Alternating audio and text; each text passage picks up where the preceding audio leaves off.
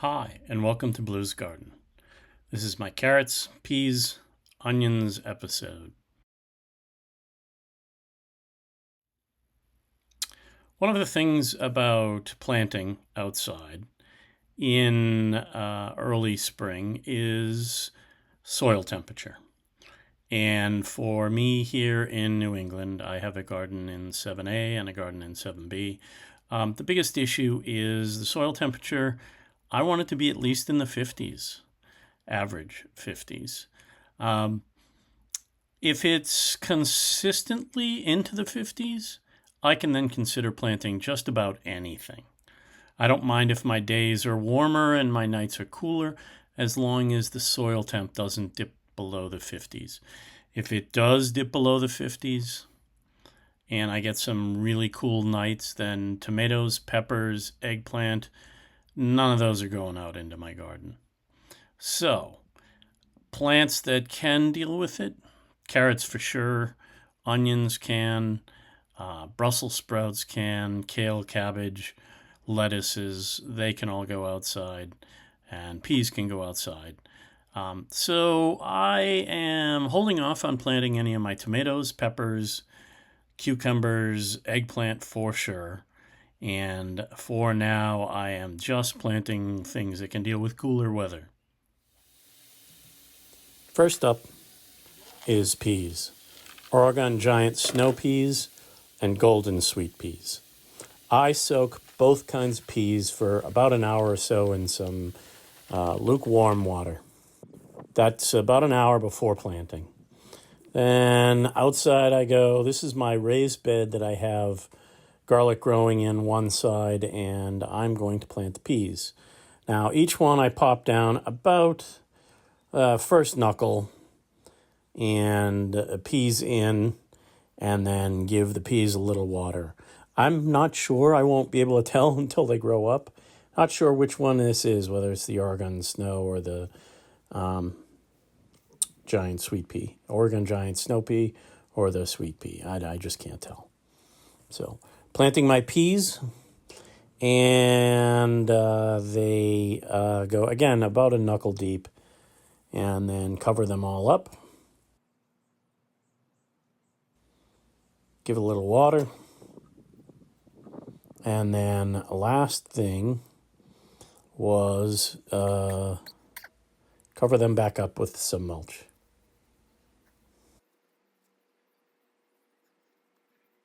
Now, this is about 10 days or so later, 10, 12 days, I can't remember exactly, but about 10, 12 days, you see plenty of good germination on the peas. And then down the other end of my raised bed is garlic and then onions at the very far end. This is a little thing that I do every year. I take some of the celery, cut it off into some water, again, onto a sunny window sill. And then about a few days later, you start to see some growth. And a few days after that, you get even more growth. Eventually, you get some really decent growth. And when you start to see the white roots growing out from down below, that's when I will move it outside. Okay, outside, carrots. These are Danvers 126. And unfortunately, somebody got in the way, so you can't really see. I overseed the carrots. I heavily overseed my carrots. Unfortunately, somebody got in the way, so you can't really see how much I overseed. But I seed plenty of carrot in there. And then as I thin them, I can still use the baby carrots. And then so one 25-gallon grow bag will have the Danvers 126, and one will have this rainbow mix of purple, orange, yellow.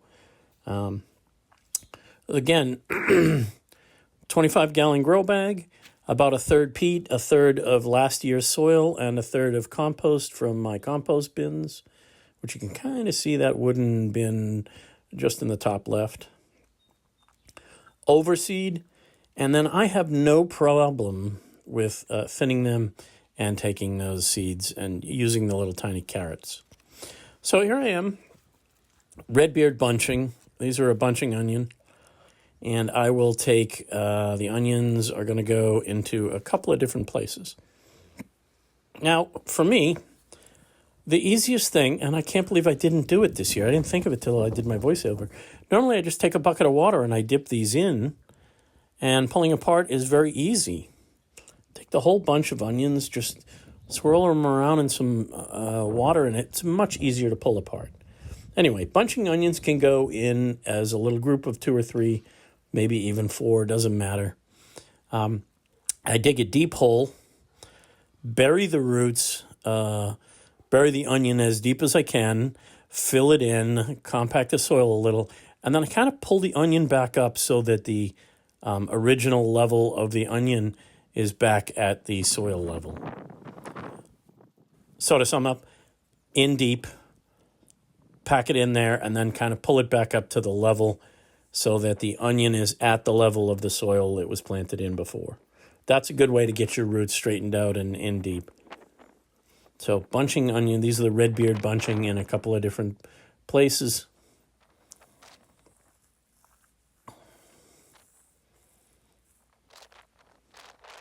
This is going to be a row of bulbing onion. This is a long day. This is a long day red burgundy. So here in the northern hemisphere, I plant long day onions, and that is because we have a long day of daylight. If you live down in the south in the U.S., you plant a short day onion. And if you live across the middle of the U.S., top to bottom, north to south middle, then you would plant an intermediate day.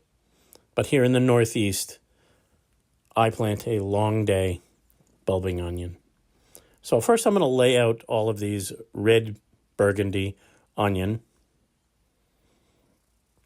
Then I'm going to do the same thing I did. I'm going to dig a deep hole. This allows me to tuck the roots down deep. Deep hole, tuck the roots down deep. Then as I tuck it in, I raise the onion so that the bulb is back to just at the soil level, the top of the soil level. This gives the roots a chance to settle in. Again, dig deep. Dig the roots in really deep. Then as you get the onion situated, you kind of pull it back up right, and that gives it a chance to get the bulb right at the top of the soil level. Same, again, over and over. Dig deep, plant it deep, pull the roots. I pull the top up so that the bulb is right at the soil level. Then, when all is said and done, take a little bit of the mulch, cover it back up so that the soil doesn't dry out.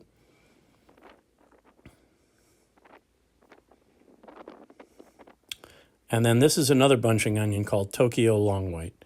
Now, I cook a ton. If you've been following me for a while, you've heard me say this a lot.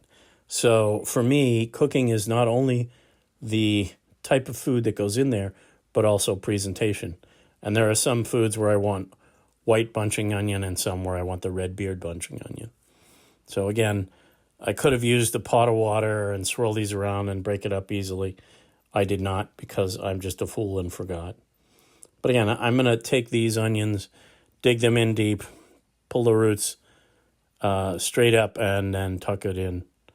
Put a little mulch down, and there's some Tokyo Long White bunching onion. And this last bunch will go in a slightly different pot. These 25-gallon grow bags will be used for some squash in the background and some onion up front.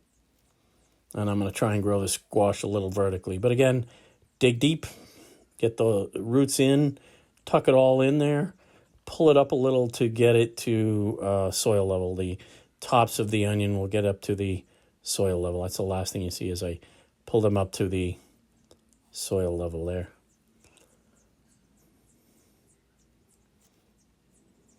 Dig deep, tuck it in, pull it up a little to get it, the onion tops right at the soil level. Don't forget a label. Now, last thing I planted for this go around, this video, is a Brussels sprout. One of them was ready to go outside. So this is called Catskill. That's the variety I'm growing. And a little bit root bound, but I'll just tuck it in there and let us see how it all works out. Don't forget to put the label on.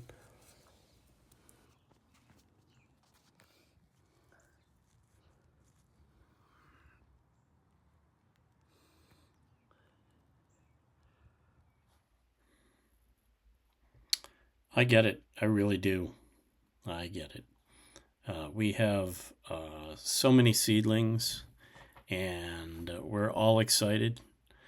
For me personally, I am looking at a couple of hundred tomato seedlings downstairs in my grow room. I'm looking at a couple dozen peppers. There's zucchini, there's squash, there's gourds,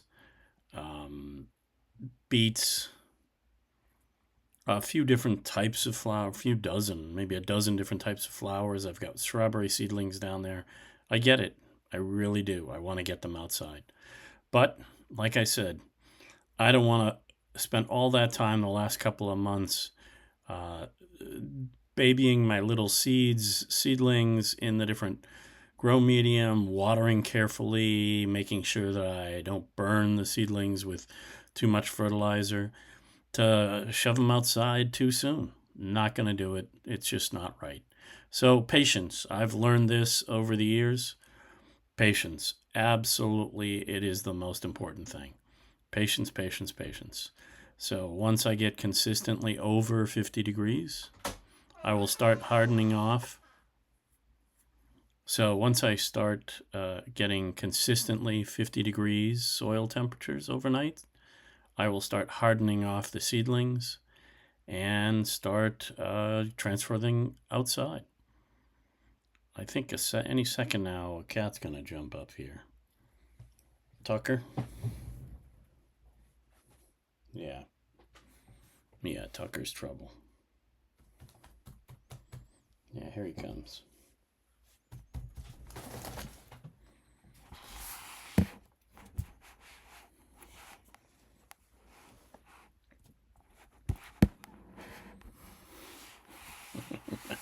All right. That's enough of him, huh?